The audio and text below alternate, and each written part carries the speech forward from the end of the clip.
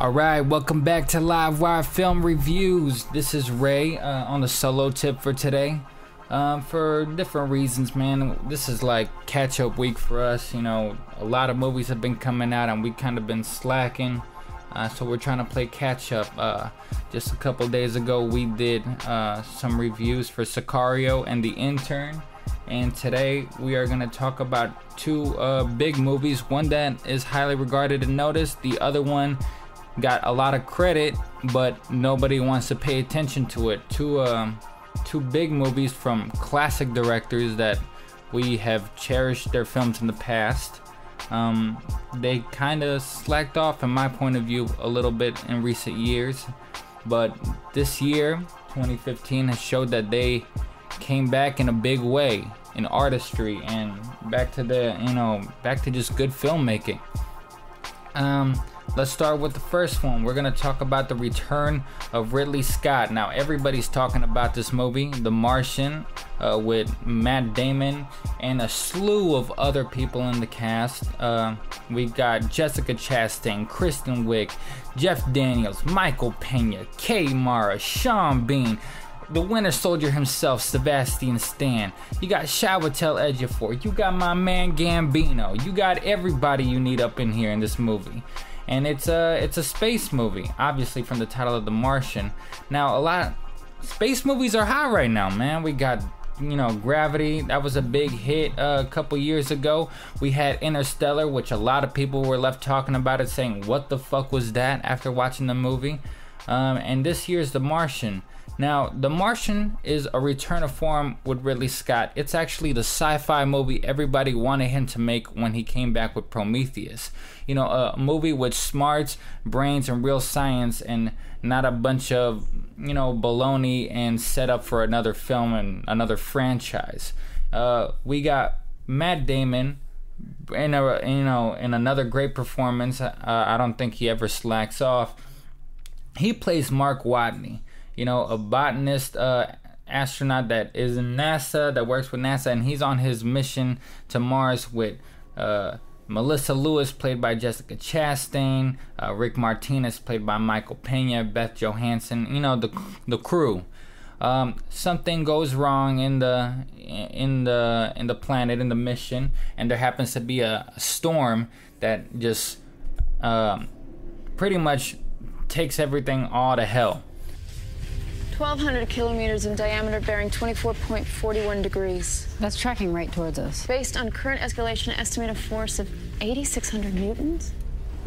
What's the abort force? 7,500. Anything more than that and the MAF could tip. Begin abort procedure. Let's wait it out. Prep emergency departure. We're scrubbed. That's an order.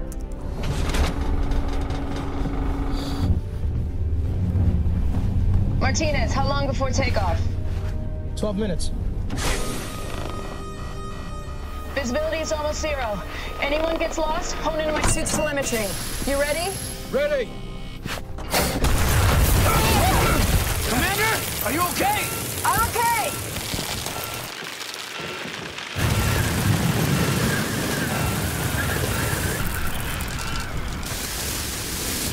Hey! We might be able to keep the MAF from tipping! Watch out! And everybody thinks Matt Damon is dead, and they leave him behind, only to find out that, shit, he's stuck in this planet all by his damn self. Now, this movie is very different than other science fiction movies. Other science fiction movies bask on the otherworldliness of the movie, of space.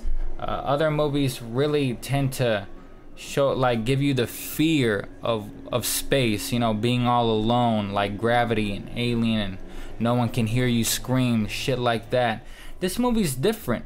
This movie is light in tone. This movie is fun. It keeps things light and breezy. It's funny, and it's kind of gives it a joy to be around, a joy to watch. Watching Matt Damon, just extremely charismatic, just making things work, and kind of just like how he says, sciencing the shit out of the situation. And you watching him, and it becomes a survival movie. Right. Let's do the math.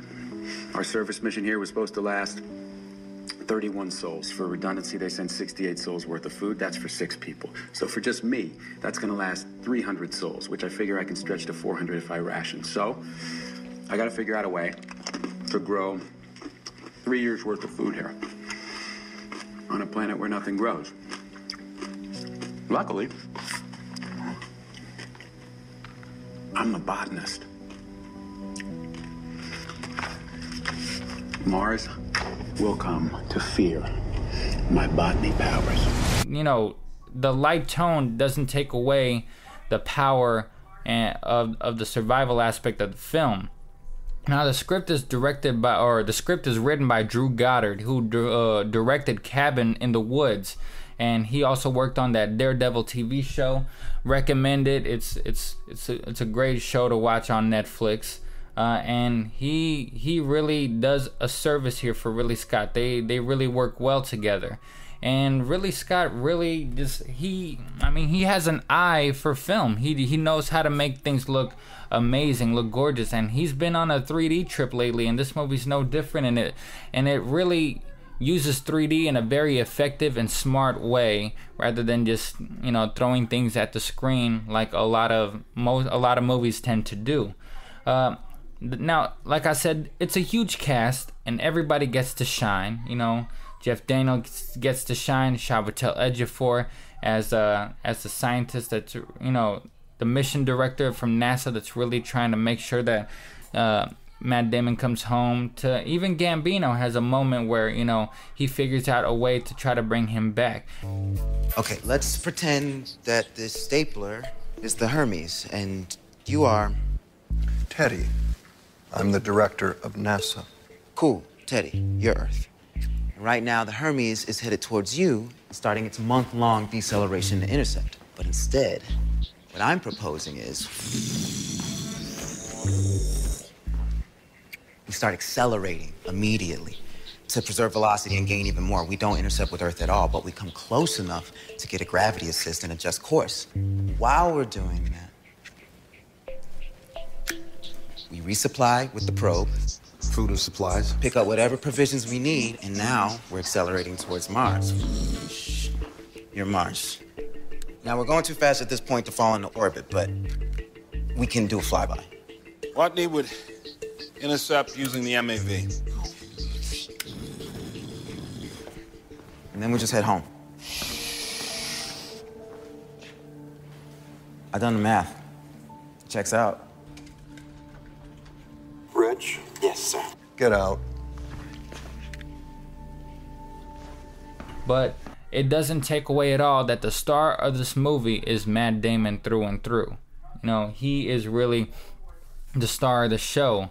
And this movie, it's just a whole lot of fun. It's already made about 200 million worldwide, so I know people are watching it. And, you know, and I was completely on board. I think it's a great movie. I think it's a great movie to bring kids, because it's gonna make kids want to be astronauts. It's gonna make kids want to know more about the science of it all. You know, like the science, I never found it to be boring. I never found it to be just like mumbo jumbo, like throughout the time. It actually made a lot of sense, and it worked for me, and I followed it along. I recommend this movie a lot. I think this movie is a lot of fun. I would give it 4 stars easily.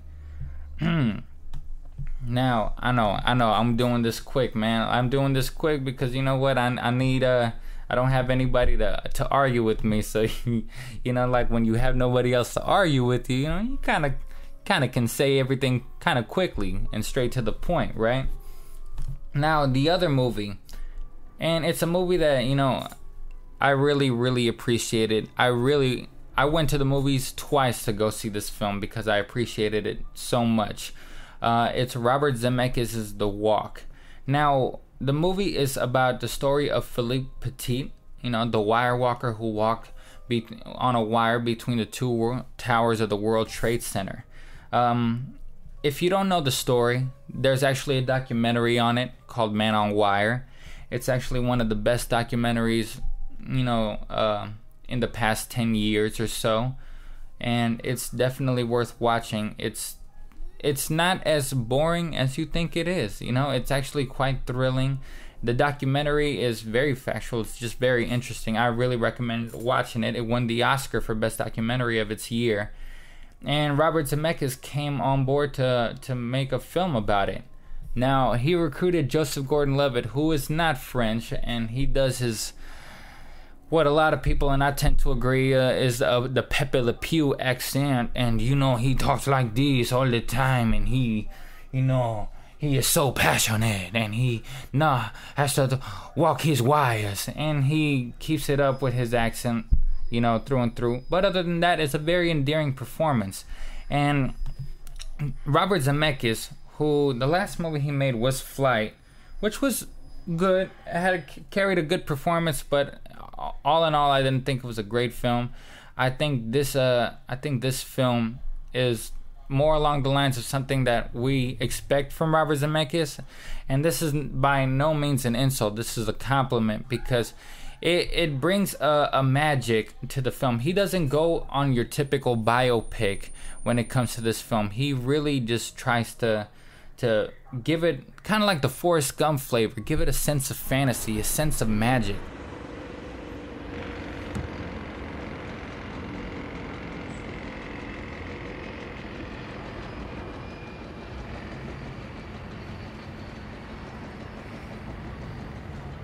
Not real. These towers, they're just scale. They just rise and never stop. It's not human. It's over. It's over. It's finished. What's finished? The core, my dream is destroyed. These beasts. Calm down. They just tell me it's not possible and nothing else. There's no sign of possibility. There's nothing telling me that it can be done.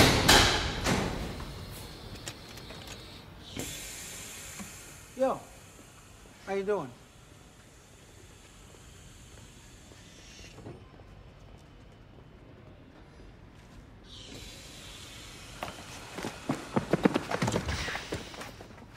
Stairs going up. Go back to the hotel. If I'm not back in 5 hours, look for me at the police station. So if you let this magic take over you, you know, you really go with the movie and let the movie fly. You know, he is backed by, you know, Ben Kingsley. Ben Kingsley plays Papa Rudy, the man who trains him how to be a wire walker, and you know, just make sure he does everything safe. He's like the mentor, and he's very strong. He's not French. He's like Czechoslovakian or something. But, you know, and wacky little jokes about that happen, you know. But all in all, it's a very nice performance from Ben Kingsley. Small but nice, effective. Charlotte Le Bon, who I haven't seen in a lot of films. She looks familiar, but I can't say I've seen her in a lot of films. Plays Annie, the love interest, the muse, and the motivator and his inspiration to walk on the two towers, who pushes Philippe to not lose focus. Voila. My dream. And this is you? Yes. It will be the most glorious high wire walk in history. And how high must this wire be to make so much glory? Over 100 stories high. Where do trees like this grow? These are not trees. Two magnificent towers. 100 meters taller than the Eiffel Tower itself. I see. What do you think? I don't know. It looks so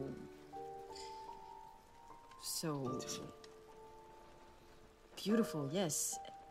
And dangerous and completely insane, and you're a madman. Yes, I'm mad, but this is my dream.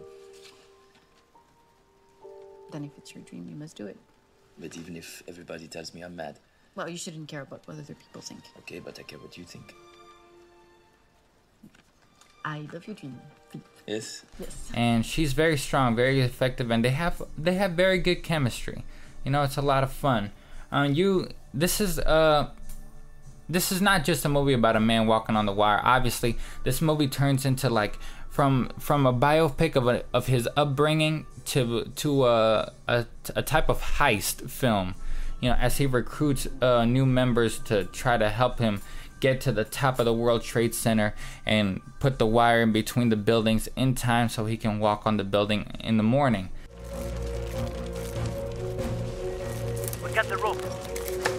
Okay, we're sending the cable.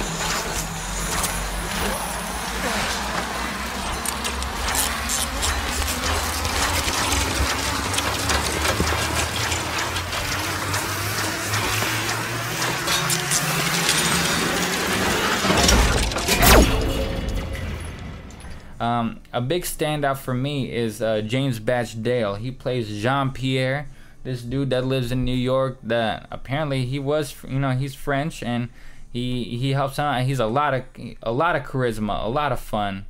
But all in all, this movie, it tends to have its flaws. One of the biggest flaws that I had in this film was the narration by Philippe Petit. He stands on the Statue of Liberty and explains the whole story as you're watching the movie. He literally explains everything down to a T. He says, well, I tripped on this rock, and out of nowhere you watch the character trip on the rock. It doesn't really, it's unnecessary, it's unneeded, and it's unfortunate that it thought that audiences needed that kind of thing. Kind of like the Forrest Gump narration, which wasn't a problem for Forrest Gump, but it is very noticeable here, and it kind of takes you a little bit out of the movie.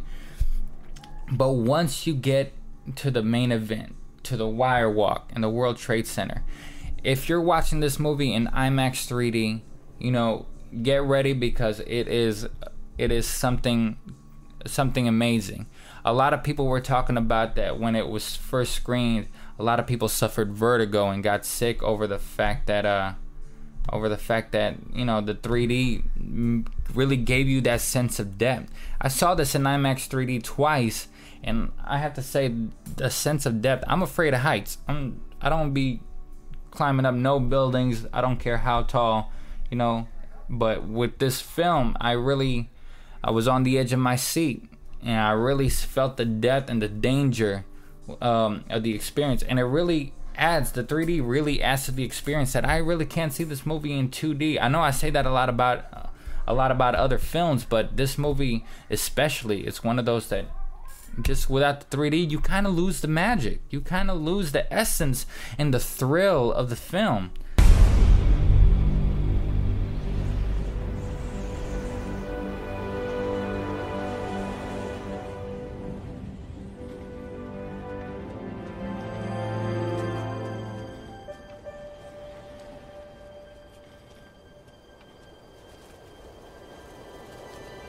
I make my way to the top, and I find myself standing on an island floating in midair on the edge of the void.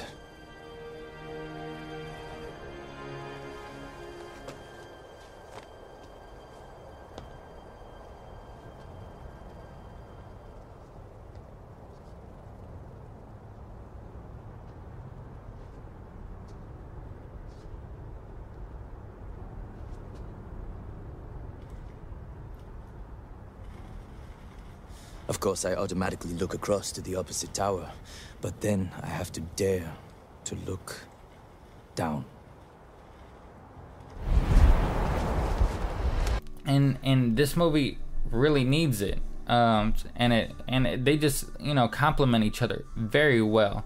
Like I said, I really like this movie because in the end, it's a love letter to the World Trade Center. It's a very romantic movie with a lot of magic, a lot of heart, just very inspiring, and it's very touching, and I commend it for that, and I think it's another movie to take the whole family. It's very family friendly. Nothing too violent, nothing too crazy. Performances are top notch. It's very funny. It's very whimsical in a way. Like I said, it doesn't go for the very realistic biopic type. It goes for a magical fantasy type story, because I guess that's the only way Robert Zemeckis would, thought that he could make this movie with people being interested in making it. And it works. It's not as detailed as the Man on Wire documentary, so I really recommend it as a double feature. Watch the Man on Wire documentary and then watch the magic of how people perceive this moment to be. And like I said, it's very touching in the ending. I give it 4 stars. The middle kind of lagged a little bit, and the narration didn't do it for me. But all in all, I think it's a great trip at the movies. We got 2 great 3D films that really used the 3D very effectively. And they're both complete, utter differences. I know a lot of people are watching the Martian, and not a lot of people are watching The Walk. The Walk has yet to make $10 million, and it's a damn shame. People need to start watching good stuff. Don't take your kids to see Hotel Transylvania 2, man. Take your kids to see something with real imagination, real thought, real love, real care. That's just my opinion, man. That's just my opinion. Well, that's the show for today. That's, it's a little quick through because, we're playing catch-up week this week. So, sorry if you were expecting a little more, a little extra from us, but we're getting to it. We're getting to it, so bear with us. If you need to contact us, please contact us. Let us know, give us comments, give us anything you need. My Twitter name is RAYREIMK. Peter's is PETYMK. And Andy Max is like it said, at Andy Mack, ANDYMACKK. If you need to send us an email, it's livewirecritic@gmail.com. All right, everybody, catch us next time. This is LiveWire. Now it starts. Come on, make it snappy. I'm in a red zone. I'll figure out how to get the wire across.